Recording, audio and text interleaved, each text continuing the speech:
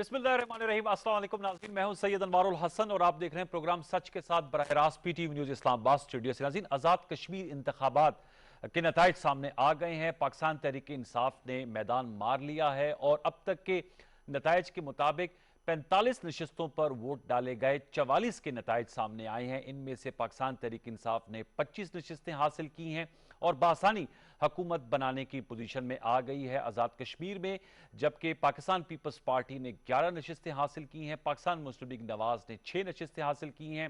मुस्लिम conference ने 1 और Jammu Kashmir peoples party ने भी 1 नशिस्त हासिल की है। एक का नतीजा रोक लिया गया है जो LA 16 है लेजिस्लेटिव असम्बली की नशिस्त, और इस पे फैसला होना है कि दोबारा चंद हलकों में या पोलिंग स्टेशन पे पोलिंग होनी है। इसके बाद जो है वो फिर जाहिर सी बात है रिजर्व सीट्स का फैसला होता है। इसी बुनियाद पर जो टर्न आउट रहा वो बड़ा हौसला अफजा रहा है इन इलेक्शंस में। 56% से जायद लोगों ने अपना हक राय दही इस्तेमाल किया। 33 नशिस्तें आज़ाद कश्मीर की होती हैं, 10 अजला की और 12 नशिस्तें पाकिस्तान के मुख्तलिफ हिस्सों में जो मुहाजिरीन के लिए रखी जाती हैं उन पर इंतखाब लड़ा जाता है। हमने देखा है कि एक भरपूर इंतखाबी मुहिम चलाई गई तीनों जमातों की जानिब से। वज़ीर-ए-आज़म इमरान खान साहब ने जलसों से खिताब किया, बिलावल भुट्टो जरदारी साहब ने किया, फिर कुछ अरसे के लिए अमरीका चले गए।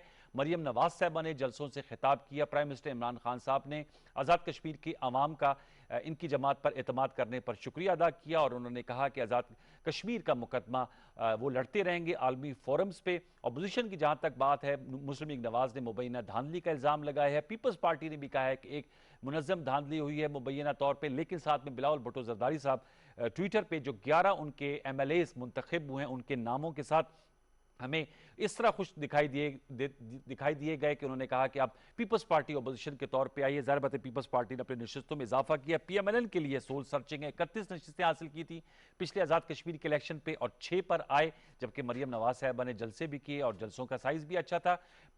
PTI के लिए एक बहुत बड़ा विंडफॉल हुआ है कि उन्होंने 25 नशिस्तें हासिल किए हैं और उनके पिछले इंतखाब में 2 या 3 नशिस्तें थी। इस नताइज के हवाले से गुफ्तगू करेंगे क्योंकि ये एक आम पोलिटिकल एक्टिविटी करार दी जा रही थी सियासी मुबस्सिरीन की जानिब से।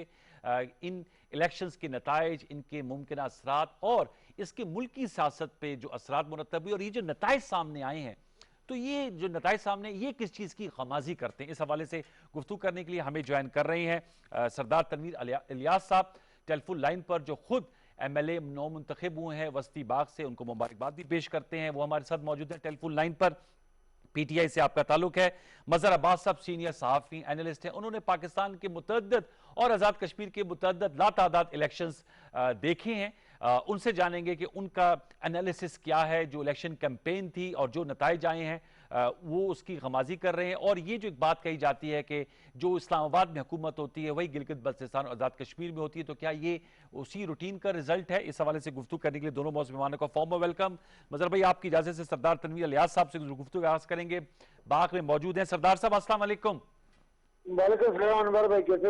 अल्लाह का फजल। सरदार साहब, एक तो हमारी जानिब से बहुत बहुत आपको मुबारकबाद, आपने कैंपेन चलाई। आपके मुखालफीन जो है, मैंने देखा है कि जो अपोजिशन की टॉप पॉलिटिशियंस थे वो PTI का तो मुखालफत कर रहे थे, लेकिन आपका नाम ले लेके बहुत ज्यादा बातें की जा रही थी। मैं आपसे जानना चाहूंगा, इलेक्शन कैंपेन आपने लड़ी, आपके मद्दे मुकाबिल पीपल्स पार्टी के जिया कमर साहब थे, मुश्ताक मिनाज साहब थे, अच्छे तगड़े कैंडिडेट्स थे। आप आए, आपने मेरे ख्याल में पहली दफा इलेक्शन लड़ा और ये सीट हासिल कर ली। किन नुकात पर आपने अपनी इलेक्शन मुहिम चलाई है और अब जब ये अवाम ने आप पर एतमाद का इजहार किया है और बहुत से मुबस्सरीन बल्कि आपके मुखालफीन कह रहे हैं कि शायद वज़ीर-ए-आज़म आज़ाद कश्मीर भी आप बन जाएंगे, इन तवक्कुआत पर कैसे पूरा उतरेंगे सरदार तनवीर इलियास साहब, और अपनी मुहिम के बारे में बताइएगा। अनवर भाई, बहुत शुक्रिया अपने प्रोग्राम में वक्त देने के लिए। मैं डायरेक्ट तो बिल्कुल सही बात है कि पहली दफा इलेक्शन मैंने कॉन्टेस्ट किया है, लेकिन वहां से साथ ही उसके मुलिका इलाका जहाँ से मेरे चाचा जो कोई महीना पहले शहीद हो गए थे वो मेंबर असेंबली थे। अच्छा। और इस दफा उनकी सीट पे उनकी जो अहलिया है वो इलेक्ट हुई है अभी। तो सियासत में तो हमारी फैमिली पहले से थी। इस कॉन्स्टिट्यूंसी में मैंने पहली दफा इलेक्शन कॉन्टेस्ट किया, लेकिन अल्हम्दुलिल्लाह हम लोगों के पास एक प्रोग्राम लेके गए, एक मंशूर लेके गए।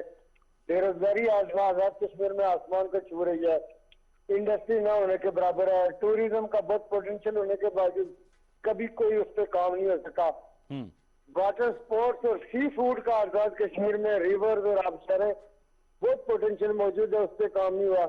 मैकेनाइज फार्मिंग का बहुत पोटेंशियल मौजूद है, लाइफ स्टॉक और डेयरी के हवाले से।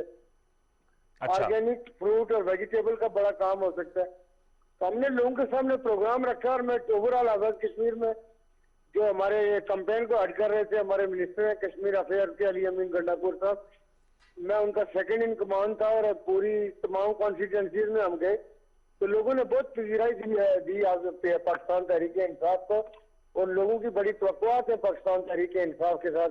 और हम ये समझते हैं कि पाकिस्तान तहरीक इंसाफ ही है जो स्टेटस को के चैलेंज कर रही है और लोगों को उनके ख्वाबों की ताबीर दे सकती है। सरदार साहब एक और सवाल आपसे, फिर आप मेरे साथ ही रहेगा, मैं मजहर साहब से पूछूंगा। राजा फारूक हैदर साहब को मैं सुन रहा था, वो कहते हैं पैसों का बड़ा बेदरीग इस्तेमाल किया गया है और मुखालफिन इस नुक्ते को बहुत ज्यादा हैमर कर रहे थे। मैं आपसे जानना चाहूंगा, लोगों ने पीटीआई को तब्दीली के नाम पर वोट दिया है या आप लोगों के तगड़े उम्मीदवार होने के हवाले से वोट दिया है? इतना हैवी टर्न आउट हुआ है, 56% से ज्यादा लोग निकले हैं। फिर आप ही के हल्के में बाग में मरियम नवाज साहब ने जलसा किया, बिलावल भुट्टो जरदारी साहब ने जलसा किया, तो लोगों ने किन नुकात पर आपको ज्यादा तरजीह दी, जबकि वहां पर इस वक्त पीएमएलएन की हुकूमत थी, उससे पहले पीपल्स पार्टी की हुकूमत थी? तनवीर साहब देखें, वहां पे ये है कि 2011 से लेके 2016 तक पीपल्स पार्टी की गवर्नमेंट रही और 2016 से लेके अब तक पीएमएलएन की हुकूमत है, और दोनों को लोगों ने आजमा लिया, देख लिया, और लोग बुनियादी तौर पे डिसअपॉइंट हुए। इसमें कोई शक नहीं कि मेरी कॉन्स्टिट्यूंसी के अंदर मरियम नवाज ने भी जलसा किया, बिलावल भुट्टो जरदारी ने भी जलसा किया, और उन्होंने मुझे ही हदफ बनाया, तनकीद मुझ पर करते रहे। बुनियादी तौर पे जिससे खास थे ये आजाद कश्मीर की भी एलीट और ये जो दूसरे यहाँ से हमारे कोई ना कोई झूठा चोरन बेचने जाते तो मुझे हदफ बनाते रहे। लेकिन आपने देखा कि अवाम ने अल्हम्दुलिल्लाह हम पे एतमाद का इजहार किया और उन पाकिस्तान तहरीक इंसाफ पे एतमाद का इजहार किया। लेकिन इसके साथ आप ये देखें कि इन लोगों का न सिर्फ जीबी के इलेक्शन में ये लोग मुस्तरद हुए, बल्कि यहाँ पे मुस्तरद हुए फारूक हैदर साहब की जो 7 वाली कॉन्स्टिट्यूंसी है, चूंकि वो 2 हल्कों से लड़ रहे थे, इन दोनों हल्कों के अंदर मेरा हाल है पिछले 1 महीने के अंदर 70-80 करोड़ से ज्यादा फारूक हैदर साहब ने प्रोजेक्ट भी दिए, कैश भी तकसीम करवाए।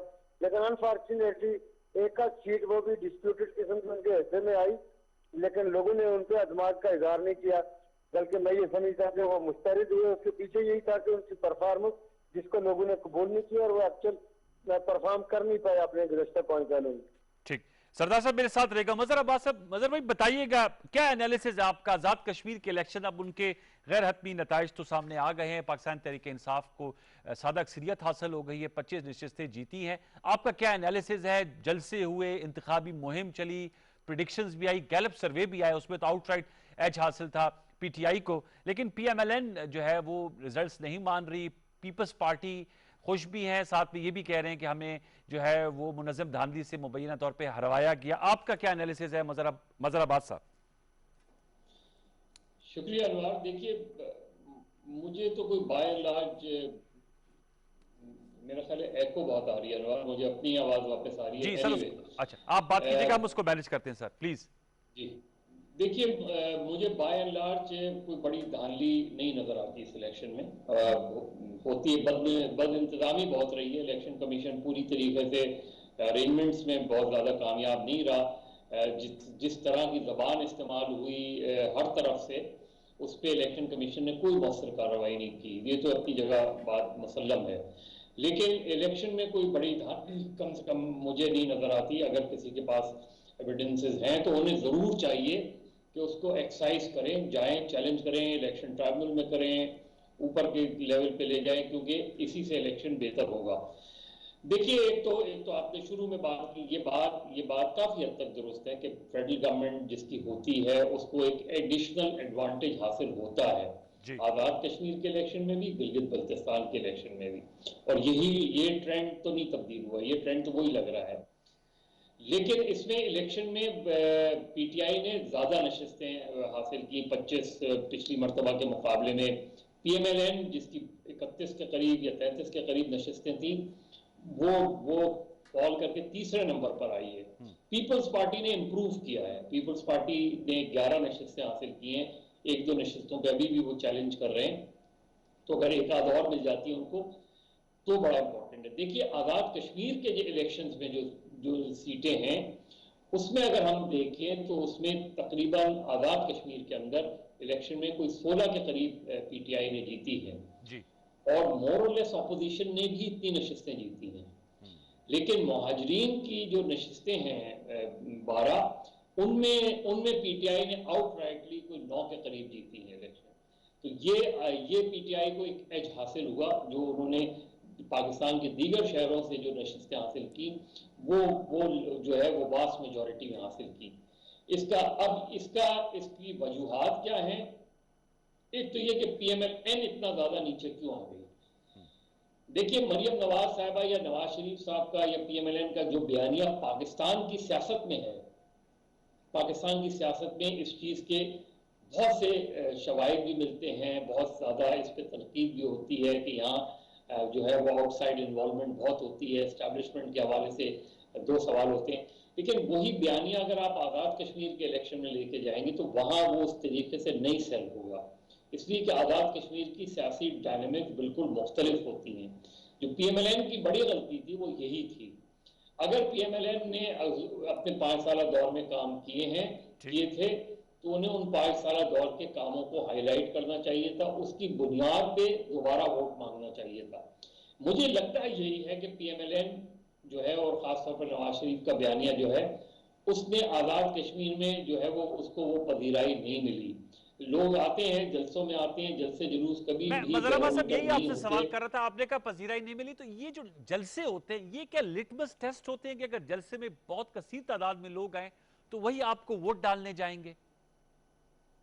देखिए, एक टेम्पो तो बनता है। अब आज़ाद कश्मीर का इलेक्शन में जब आप ये कहते हैं ना कि 56 या 58% वोट कास्ट हुआ है, तो वो उसका बड़ा ताल्लुक कैंपेन से होता है। अगर आपने कैंपेन अच्छी चलाई है, भरपूर चलाई है, एग्रेसिव कैंपेन चलाई है, आपके राइवल्स ने उसके मुकाबले में जो है आके उसको पुरजोर उसका मुकाबला किया है, तो एक टेम्पो इलेक्शन का बन जाता है, जिसकी वजह से वोटिंग टर्नआउट अच्छा होता है। लेकिन ये जरूरी नहीं है कि अगर किसी के जलसों में बहुत बड़ी तादाद में लोग आए तो उतनी ही बड़ी तादाद में लोग पोलिंग स्टेशन पे भी पहुंचे।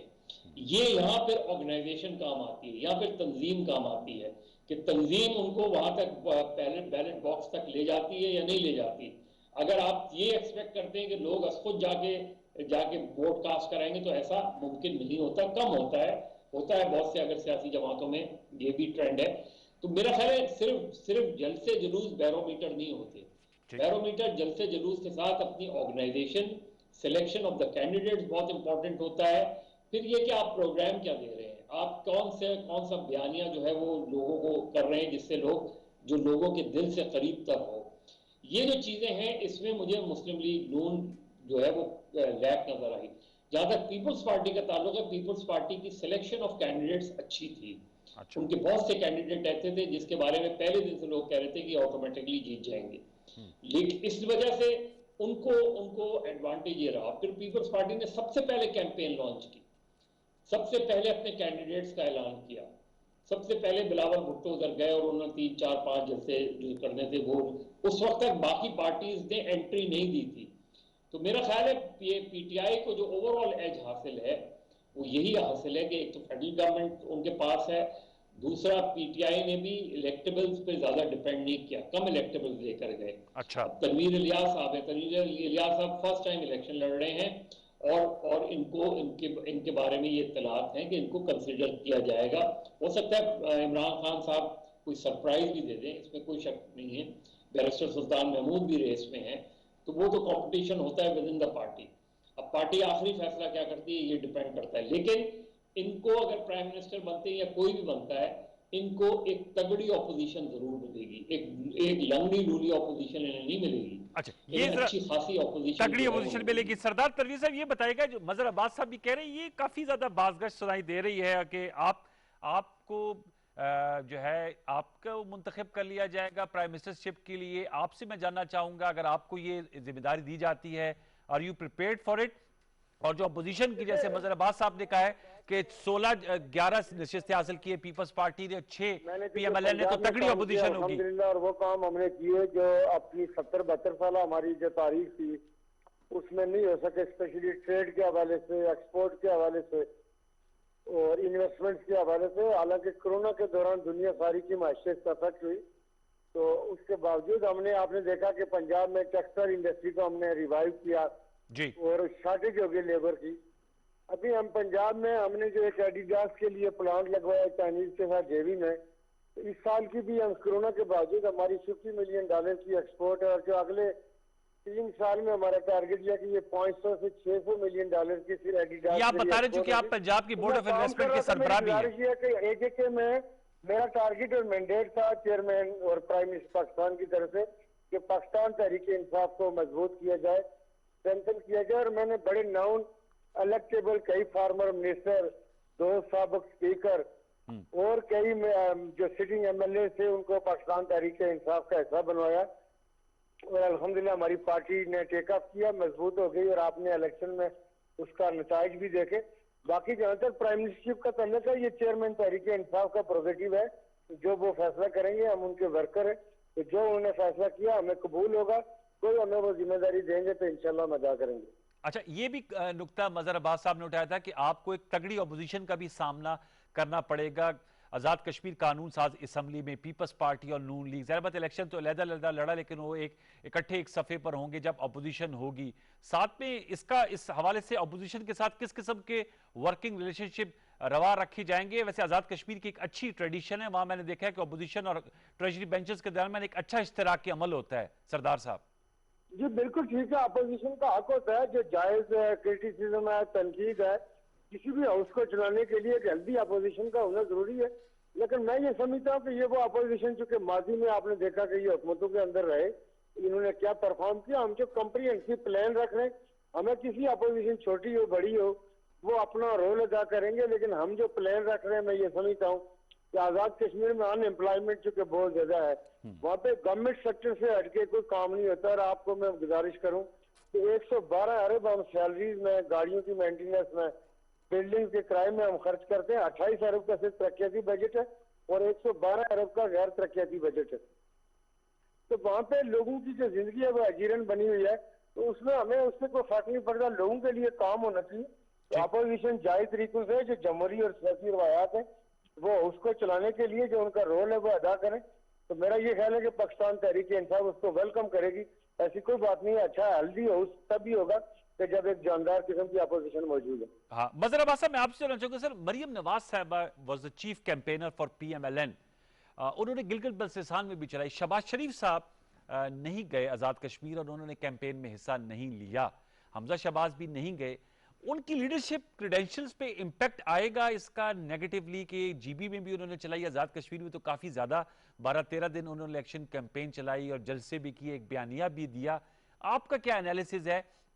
उनकी लीडरशिप पे क्वेश्चन मार्क आएगा? और जो नून लीग के दरमियान कहा जाता है 2 वेव्स हैं, मुजामती और मुफाहमती, एक जो नैरेटिव चल रहा है, कैसे देख रहे हैं इसको?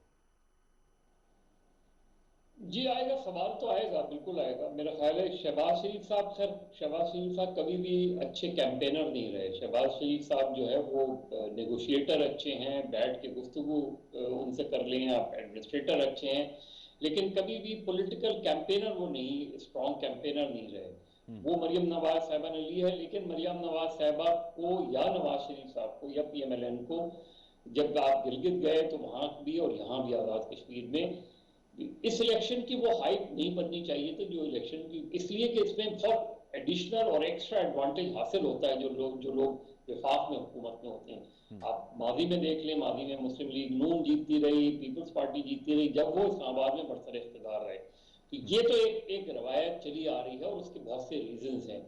इसीलिए बहुत सी जब हम डिबेट कर रहे थे ट्रांसमिशन के दौरान तो ये दोनों बातें सामने आई। एक ये कि पॉलिटिकल जो कश्मीर की पॉलिटिकल पार्टीज हैं उनको इनकरेज करना चाहिए, उन्हें स्ट्रांग बनाना चाहिए ताकि वो अपने लोकल इश्यूज जो हैं उनको इलेक्शन में प्रोमिनेंस मिले। जब बाहर से लोग आते हैं तो फिर वो बाहर की कैंपेन करते हैं, कश्मीर के अंदर की कैंपेन नहीं करते।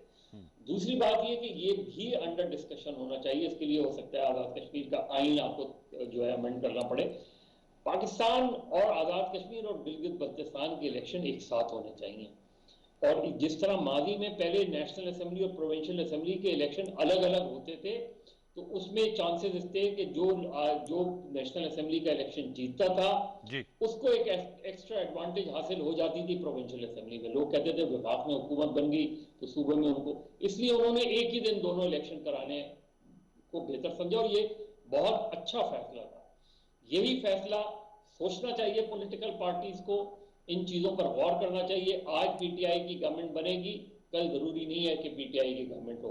तो जब आप अमेंडमेंट करते हैं, जब आप इन चीजों को डिस्कस करते हैं, तो आप सिर्फ इस चीज को सामने ना रखें कि आपकी आज हुकूमत है, बल्कि इस चीज को सामने रखें कि कल आपकी हुकूमत नहीं होगी।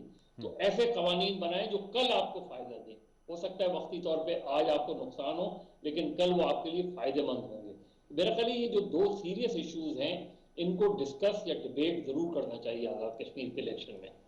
सरदार साहब, ये भी मैं आपसे जानना चाहूँगा, ये तो आपने बताया कि कम्प्रिहेंसिव प्लान है आज़ाद कश्मीर में, जो पसमानदगी है या वहाँ का जो पोटेंशियल है उसको आपने यूटिलाइज करने। एक और बहुत अहम इशू है, मुजफ्फराबाद को बेस कैंप कहा जाता है तहरीक आज़ादी के लिए, क्योंकि मकबूजा वादी में 5 अगस्त भी अब उसकी आमद है और इंतहाई जिसे कहते हैं यकतरफा और काबिल मजम्मत इकदाम उठाया नरेंद्र मोदी ने 2019 में, जब उन्होंने आर्टिकल 35A और 370 को ख़त्म कर दिया।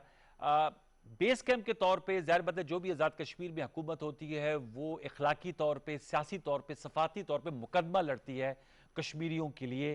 प्राइम मिनिस्टर इमरान खान साहब ने भी आज ट्वीट में कहा है कि वो उसका मुकदमा लड़ेंगे। मैं आपका व्यू जानना चाहूँगा, आप समझते हैं कि अब पाकिस्तान तहरीक इंसाफ वहाँ पर हुकूमत बनाने जा रही है, किस तरह मकबूजा कश्मीर का मुकदमा मुनफरिद अंदाज में लड़ेंगे माजी की आज़ाद कश्मीर की हुकूमतों के बरक्स? देखिए, इसमें ये है कि चूंकि पाकिस्तान इस मसले का बुनियादी फरीक है जी, और पाकिस्तान की जो कमिटमेंट है टुवर्ड कश्मीर, पाकिस्तान इंटरनेशनल आलमी सतह पे, OIC में, अक़वाम मुत्तहिदा में, यूनाइटेड स्टेट के सामने पाकिस्तान ने हमेशा ये कहा कि कश्मीरियों से पूछा जाए कि जी आप पाकिस्तान के साथ रहना चाहते हैं या हिंदुस्तान के साथ रहना चाहते हैं, या आप क्या पॉइंट ऑफ व्यू रखते हैं। तो हिंदुस्तान ने भी ये कमिटमेंट दी थी यूनाइटेड नेशन के अंदर, लेकिन वो अपनी कमिटमेंट से बैकआउट कर गया और उसने आज 74 ईयर में कश्मीरियों को ये राय, जो उनको राय देने का इख्तियार था, वो राय। जी जी जी, आपकी आवाज थोड़ी सी कट रही है। जी मजहर अब्बास साहब, यही सवाल आपके पास कर तो। जी सरदार साहब, आप मुझे सुन पा रहे हैं? जी ये कह रहा था कि कश्मीर का हिंदुस्तान ने प्रिंसिप रिवोक किया। जी थोड़ी सी सरदार जी, आप थोड़ी सी पोजीशन अगर बदलेंगे तो मैं, मजहर साहब यही सवाल आपसे, सर आप इसका जवाब दीजिएगा। ये भी बहुत बड़ा सर इशू है और इसको भी हाईलाइट करना होगा। पाकिस्तान तहरीक इंसाफ की हुकूमत है जो आजाद कश्मीर में बनने जा रही है, कश्मीर का मुकदमा। बदकिस्मती से आज़ाद कश्मीर की इनका तो टेस्ट अब होगा, लेकिन माजी में बहुत मौसर रोल प्ले नहीं किया आज़ाद कश्मीर की जो लेजिस्लेटिव असेंबली भी है, दूसरे जो वज़ीर आज़म गुजरे हैं, उन्होंने बहुत स्ट्रांगली, इसी तरह आप पाकिस्तान में आज़ाद जो कश्मीर कमेटी है उसका हमें कोई बहुत इफेक्टिव रोल नहीं नजर आता। ओवरऑल कश्मीर के मामले में हम एक अच्छे मुकदमे के बहुत कमज़ोर वकील साबित हुए हैं। हमने वकालत कश्मीर की नहीं अच्छी की दुनिया में।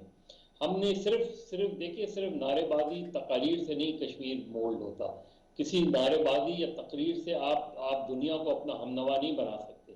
आपको जो बहुत ज़्यादा सीरियस डिप्लोमेटिक एफर्ट्स करने होते हैं, उसमें हमें बहुत ज़्यादा कामयाबी हासिल नहीं हुई।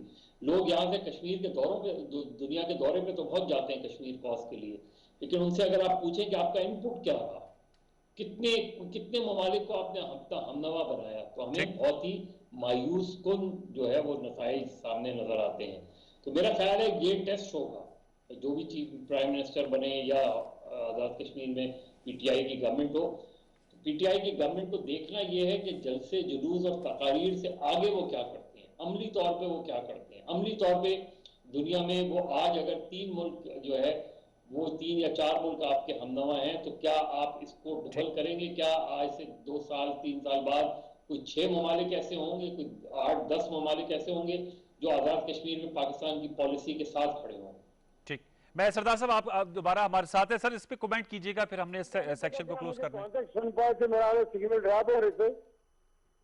मैं आपसे ये कह रहा था जो आपकी आजाद कश्मीर में हुकूमत बनने जा रही है, कश्मीर का मुकदमा आप लोगों ने लड़ना है, किस तरह मुनफरिद अंदाज में लड़ेंगे माजी की आजाद कश्मीर की हुकूमतों से बरक्स?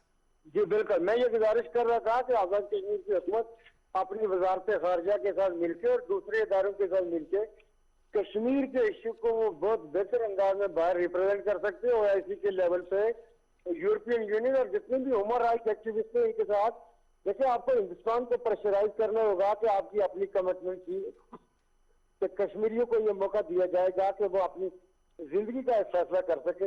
ये क्योंकि कोई जमीन का टुकड़ा नहीं है, ये 1.5 करोड़ लोगों की जिंदगी का मसला। और वो कश्मीरी जो कश्मीर के अंदर बैठ के ये कह रहे हैं कि हम पाकिस्तानी और पाकिस्तान हमारा है, और वो हमारे परचम के अंदर जो शहीद होते हैं वो दफन होती हैं। हमारी माएं बहनें हिंदुस्तानी अफवाज के सामने पाकिस्तानी परचम में बाहर आती हैं।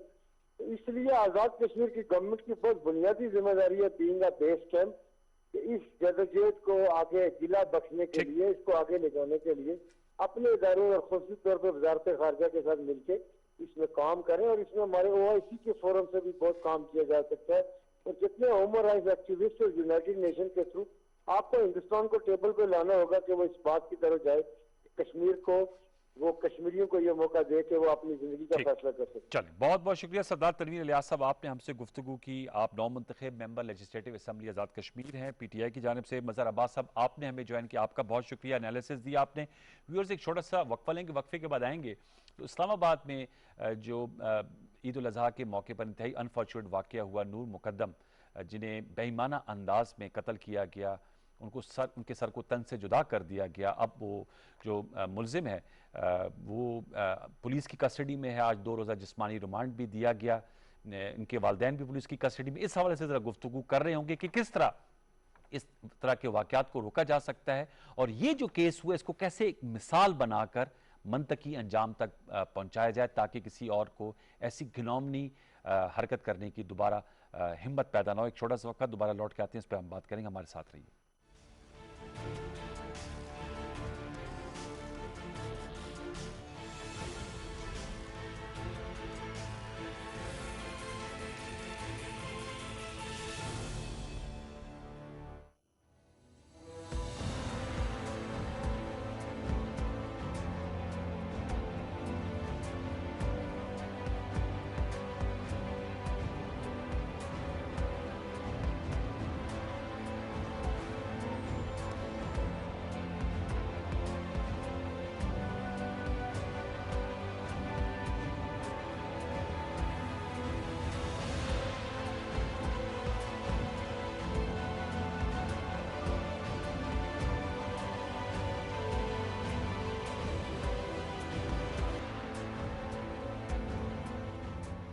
अब वहां से इंडिया बेदखल हो गया है अमेरिका के निकलने से, और उनका एक स्ट्रेटेजिक लॉस हुआ है। वो चाहते हैं कि यहाँ पे इंस्टेबिलिटी क्रिएट हो, ताकि इंस्टेबिलिटी इन अफगानिस्तान उनको वो प्लेटफॉर्म मुहैया करती रहे जो वो इस्तेमाल कर रहे थे। दूसरी तरफ वो अमेरिका की खुशनुदी हासिल कर सकें कि देखें हमने अफगानिस्तान में अमन कायम नहीं होने दिया, अपना रोल अदा कर दिया है।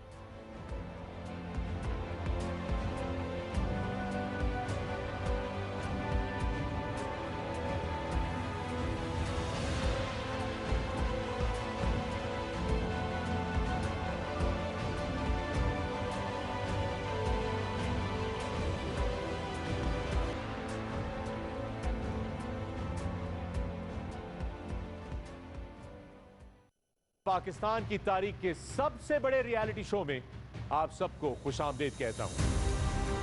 बुलंद हौसले, बेबाक इरादे और लाजवाब जज्बा, हथियार हैं इन जवानों का जो हिस्सा लेंगे 4th international Pakistan army team spirit के मुकाबले।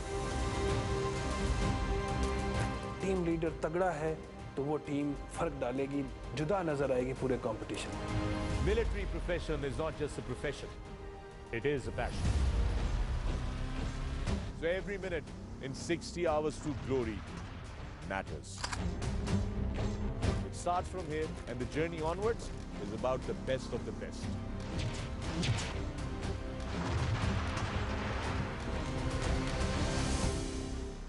60 hours to glory.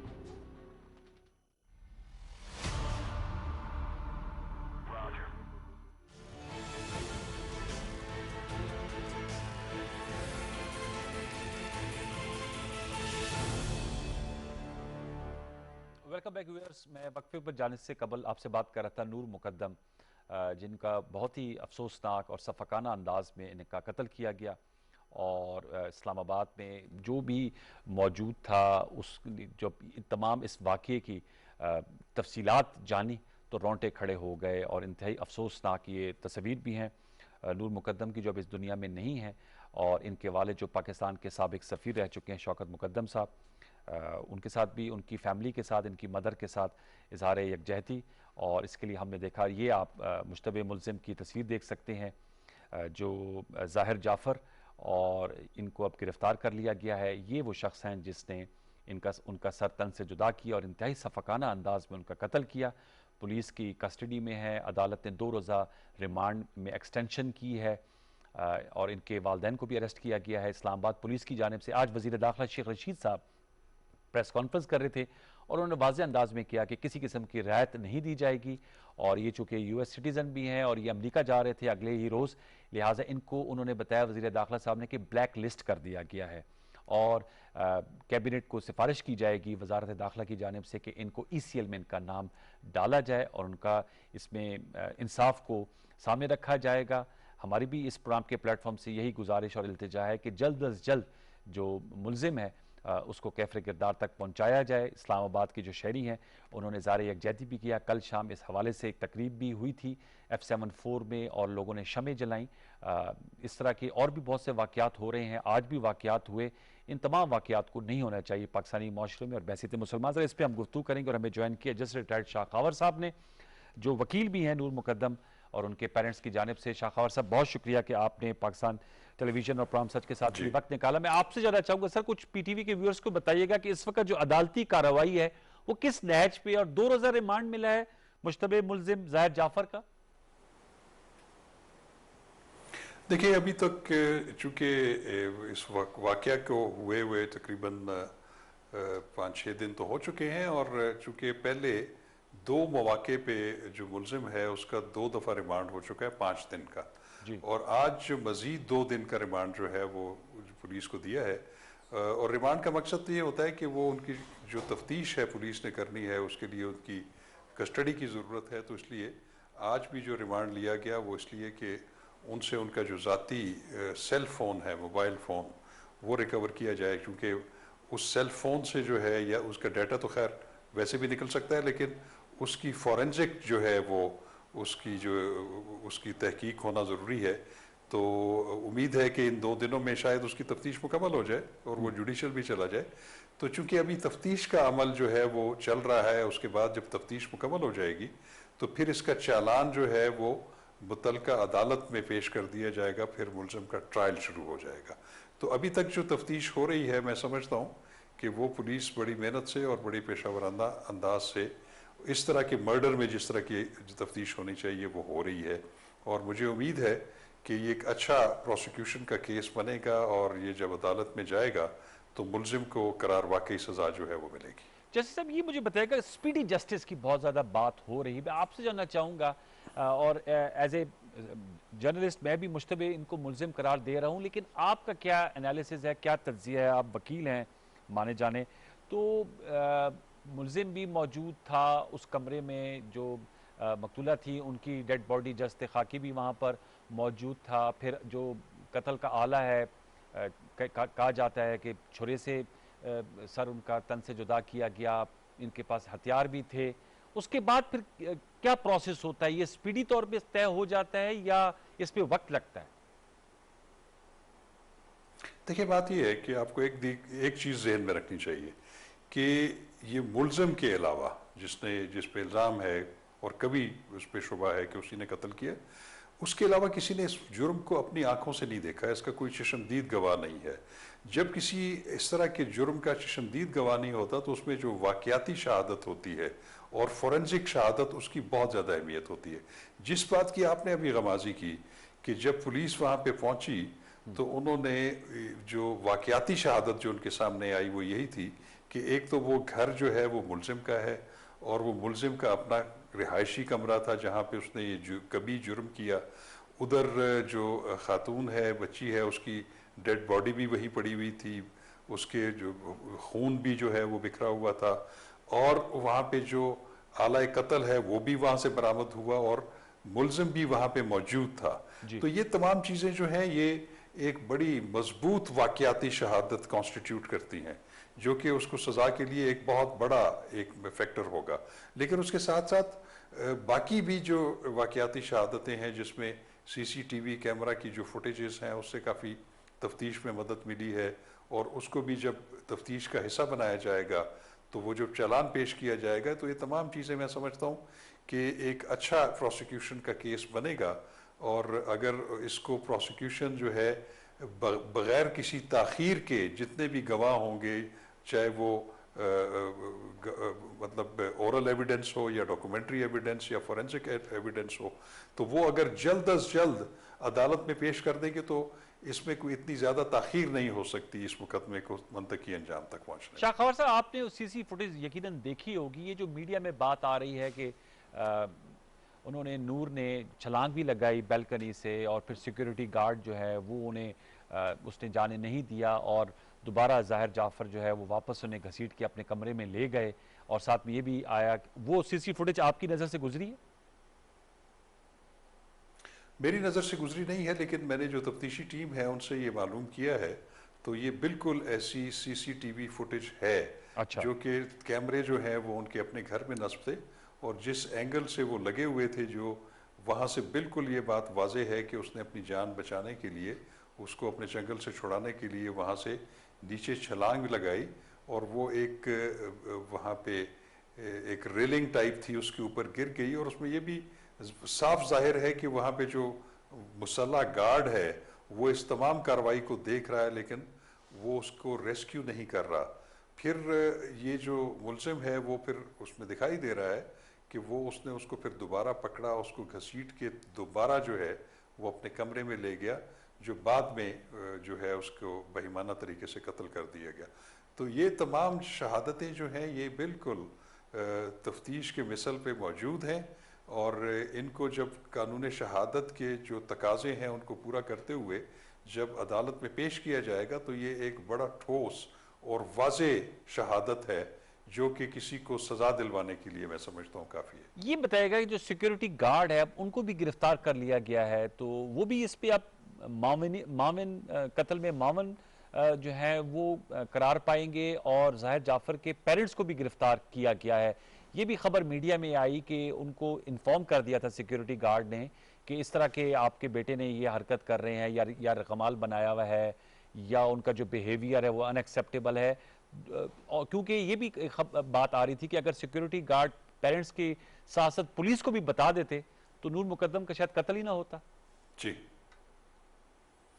ये जो सिक्योरिटी गार्ड्स, मुलाजमीन और उनके वालदैन को, और इवन वो जो थेरेपी सेंटर के जो लोग जिनको बुलाया गया था जी, उनका ये फ़र्ज बनता था कि ये फौरी तौर के ऊपर पुलिस को इत्ला करते, और ख़ास तौर पे सिक्योरिटी गार्ड, मुलाजमीन। और ये जब मैं जिस चीज़ की बात कर रहा हूँ कि जब उसने वहाँ से भागने की कोशिश की और छलांग लगाई, उसको भी उसी वक्त भी अगर वो पुलिस को जो है इन्फॉर्म कर देता वो मुलाजिम या चौकीदार, तो मैं समझता हूँ कि उसकी जान बच सकती थी। तो किसी भी जुर्म की शहादत को छुपाना ये जो है ये एक काबिल दस्तंदाजी पुलिस जुर्म है। और उसकी दफ़ा जो है वो दफ़ा 201 है ताज़ीरात पाकिस्तान, और इसी दफ़ा के तहत उनके वालदैन को भी और उनके मुलाजमीन को भी और थेरेपी सेंटर के जो लोग वहाँ पे मौजूद थे जिन्होंने पुलिस को इत्ला नहीं की, तो उनको इस जुर्म में जो है वो गिरफ्तार किया गया, जिनका चालान जो है वो भी पेश किया जाएगा अदालत में। अच्छा, ये जब मीडिया से इनकी बात हुई मुलजिम की, ज़ाहिर जाफ़र की, तो ये बार बार कहते हैं मैं अमरीकी सिटीजन हूँ। मैं आपसे जानना चाहूँगा पाकिस्तान का क्या कानून है, अगर कोई ड्यूल नेशनल हो और उस तरह का कभी जुर्म करे तो उसका ड्यूल नेशनलिटी क्या उसकी हेल्पफुल होती है या उसका क्या स्टेटस होता है? कुछ भी नहीं जी, ऐसा कोई इशू नहीं है। हमारा आइन और हमारा कानून जो है वो इस बारे में बड़ा वाज़े है। कोई भी शख्स, चाहे वो पाकिस्तानी हो या किसी भी गैर मुल्क का बाशिंदा हो, वो जब पाकिस्तान की हुदूद में है और पाकिस्तान के किसी कानून की खिलाफ वर्जी करता है या कानून शिकनी करता है या कोई जुर्म करता है, तो उसके खिलाफ बिल्कुल वही कार्रवाई होती है जो कि पाकिस्तान के एक शहरी के इसके खिलाफ हो सकती है। तो मैं नहीं समझता कि उसको एक बैरून मुल्क शहरी होने की हैसियत से और ख़ास तौर पे अमेरिकन शहरी होने की हैसियत से कोई इस्तिस्ना या कोई प्रिविलेज हासिल हो। तो मैं नहीं समझता, उसके खिलाफ बिल्कुल उसी तरह कार्रवाई होगी जैसे कि एक आम किसी शख्स ने कोई जुर्म किया है। शाह खौर साहब, मेंटल जो है स्टेबिलिटी ज़ाहिर बात है वो भी इन क्वेश्चन आई, और जैसे मीडिया में आया कि थेरेपी इनकी मदर चलाती थी, थेरेपी का कोई इदारा, तो उससे थेरेपिस्ट भी आए और इनकी कोई मेंटल इंस्टेबिलिटी वो भी जाहिर की जा सकती है कि ये मेंटल इंस्टेबल हैं, या इनका जो एक और भी बात आई कि यूके में भी रिकॉर्ड है, क्रिमिनल रिकॉर्ड है। तो मैं आपसे जानना चाह रहा हूँ, उसका कोई फ़ायदा तो नहीं उठा सकेंगे कि जी ज़हनी तौर पर तवाज़न नहीं है या ज़हनी तवाज़न बरकरार नहीं रख पाते? कानून में क्या सूरत हाल है? देखिए, इसमें बात यह है कि ऐसा मेरा नहीं ख्याल कि इस तरह का कोई इशू जो है वो पुलिस के सामने या तफ्तीश के दौरान सामने आया है। देखिए, मुलजिम को जो है वो 3 दफ़ा मजिस्ट्रेट के सामने पेश किया गया उनके रिमांड हासिल करने के लिए या रिमांड की तोसी के लिए। तो उसमें वो बिल्कुल एक आम, जैसे एक ऑर्डिनरी एक माइंड का बंदा है, वो जब पेश होता है उसी तरह पेश हुआ। और ना मुलजिम ने खुद या ना उनके वकील ने कभी ये जो जिस प्ली की आप बात कर रहे हैं वो कभी भी नहीं ली। तो और दूसरा ये है कि जब उसने अपना पहला बयान रिकॉर्ड किया गिरफ्तारी के बाद पुलिस को, तो वो उसमें तो वो बिल्कुल वो नॉर्मली बिहेव कर रहा है और उसमें लिखा भी हुआ है। तो मैं नहीं समझता कि इस वक्त पुलिस की तफ्तीश में कोई ऐसी बात पेश नज़र है कि वो ज़हनी तौर पे जो है वो ठीक नहीं था या फातिरुल अक़ल था। उसके एक्शंस ये बताते हैं कि उसने ये जो कभी जुर्म किया है, इतना हीनियस ऑफेंस कमिट किया है, वो पूरी तैयारी के साथ और पूरी मनसूबाबंदी के साथ किया है। ये कोई इनसेन माइंडेड शख्स ऐसी कभी जुर्म और इतना ऑर्गेनाइज्ड क्राइम नहीं कर सकता। अच्छा, जैसे साहब शौकत मुकद्दर साहब जो लड़की के वालिद हैं, ज़ाहिर बात है आप उनके वकील हैं, वो मुतमईन है जिस तरीके से ये केस चल रहा है, जितना जो इसकी टाइम लाइन उनके जहन में, क्योंकि उनकी मैं मीडिया से गुफ्तगू सुन रहा था, वो कह रहे थे कि जी इसका तो जल्द अज जल्द फैसला होना चाहिए, वो मुतमईन है इस केस की और तफ्तीश की रफ्तार से? देखिए, बात यह है कि वो एक इंतहाई पढ़े लिखे इंसान हैं और पाकिस्तान के सफ़ीर रहे हैं और उनका एक कैरियर डिप्लोमेट हैं वो, और उनका ज़्यादा जो मुलाजमत है वो पाकिस्तान की सर्विस वो बैरून मुल्क में रही है और अपने ख़ानदान के साथ। तो उनका एक्सपोजर चूँकि पाकिस्तान में ज़्यादा नहीं रहा, तो उनको जो हमारे जो पुलिस की टेक्निकलिटीज़ हैं या निटिग्रिटीज़ हैं या तफ्तीश का जो मामलात हैं उनके बारे में तो वो बिल्कुल उनको कोई इल्म नहीं है, ना उनका इदराक है। लेकिन चूँकि हम चीज़ों को देख रहे हैं, तो हमारा ज़ाती ख्याल ये है कि इस वक्त जो पुलिस की जो टीम इसकी तफ्तीश कर रही है वो बड़े पेशा वाराना अंदाज से और बड़े अच्छे एंगल से इस तरह के वाक़यात की जैसे तफ्तीश होनी चाहिए वो उन्हीं लाइंस पर कर रही है और हम भी उस पर नज़र रखे हुए हैं। तो मैं समझता हूँ कि ये एक अच्छा केस जो है ये अदालत में जाएगा, उसकी तफ्तीश तमाम जो इसके पैरामीटर्स हैं वो हम पूरे करेंगे, पुलिस पूरा करेगी, हम भी उनकी थोड़ी सी निगरानी करेंगे। तो हमें कभी इम्कान है कि अगर इसको हम बग़ैर ताख़ीर के अपनी सारी शहादतें जो हैं वो अदालत के सामने रख दें और उसमें कोई ताख़ीर ना करें, तो मैं नहीं समझता कि कोई बहुत ज़्यादा लंबे अरसे तक ये ट्रायल चलेगा। इसका फ़ैसला जो है वो जल्द भी हो सकता है, और वैसे भी जब कोई ट्रायल जल्द हो तो उसका अच्छा मंतकी अंजाम निकलता है। और मैं समझता हूँ कि इतना एक मवाद पुलिस के पास मौजूद है कि उसको प्रॉपरली अगर प्रोसिक्यूट किया जाए तो मुलजिम जो है वो बड़ी से बड़ी सजा से नहीं बच सकता। लास्ट क्वेश्चन, चूंकि आप जस्टिस रिटायर्ड भी हैं, मैं आपसे जानना चाहूँगा किस तरह इस तरह के जो जुर्म है इनका तदारुक कैसे मुमकिन है? एक तो कानून है और ज़ाहिर बात है कड़ी सज़ा होनी चाहिए, डेटरेंट इफेक्ट सज़ा है, रवैयों में तब्दीली है, क्या है? जैसे शाह खौर साहब उस्मान मिर्ज़ा का केस हुआ, हमने उस पर भी प्रोग्राम किया, फिर सिर्फ ये नूर का वाक़या ज़ाहिर बात है चूँकि सोशल मीडिया में हाईलाइट हो गया, मीडिया में आया, इस तरह के और भी वाक़यात होते हैं जो रिपोर्ट ही नहीं होते। तदारुक कैसे मुमकिन है, आपकी क्या राय है टुवर्ड्स द एंड सर? देखिए, देखिए ये एक बड़ा उस पर एक लंबी बहस और बड़ी लंबी डिबेट हो सकती है। देखिए जब किसी भी मुआशरे में, किसी भी ऐसी सोसाइटी में जब इस तरह के जराइम में इजाफा होता है तो उसमें जजा और सज़ा के साथ साथ उसकी गिरफ्तारी, उसको कानून के सामने लेके आना, उसको सज़ा दिलवाना, वो एक अलग एक रियासत की जिम्मेदारी ज़रूर है।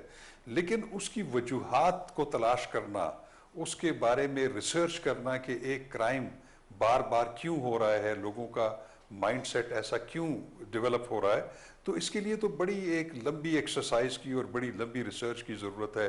फिर वो जो माशरे में लोगों के रवैये हैं उनको तब्दील कैसे करना है, इस तरह के माइंडसेट को कैसे तब्दील करना है।